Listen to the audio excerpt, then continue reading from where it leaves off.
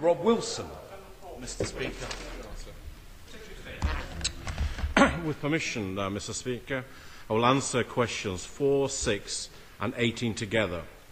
All local authorities need to be making sensible savings to protect frontline services and to keep council tax down. Councils should be reviewing the merits of these publicly funded full-time union officials. These are non-jobs on the rates, and it's wrong that council tax should be used to subsidise trade union activity. Wilson. Can I thank my right honourable friend for that answer?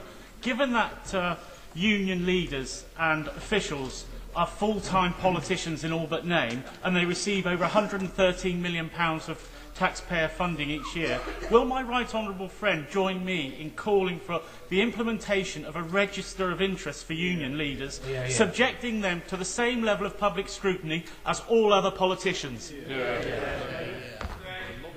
Well, I'm most grateful to my honourable friend, and to say I'm actually very shocked to hear what he said, because I wasn't aware that trade union officials didn't have a register, and I would have thought in this age of transparency that we should be urging to do that. I know the honourable gentleman's opposite are very keen for everyone else to have this kind of restrictions. Why shouldn't trade union bosses be a little bit more open about their funding and their interest?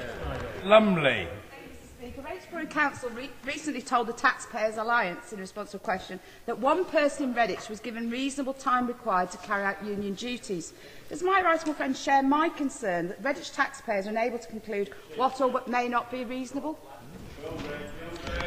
Well, I'm very pro-union myself, and I think it's important that we do give important time off, but I'm not entirely sure that the ratepayer should be paying for this. This is something that should be legitimately paid through trade union activities, and that way we can all recognise the enormous value that trade unions give to this country. Mr. Andrew Griffiths. According to figures unearthed by the TaxPayers Alliance, Staffordshire County Council, which covers...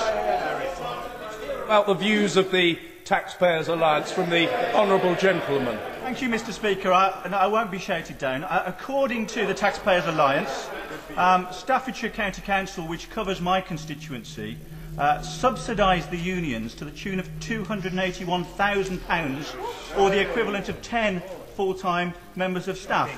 Does the Secretary of State agree with me that such subsidies should be subject to a vote of councils, and that any councillor whose election campaign is bankrolled by the union should have to declare an interest?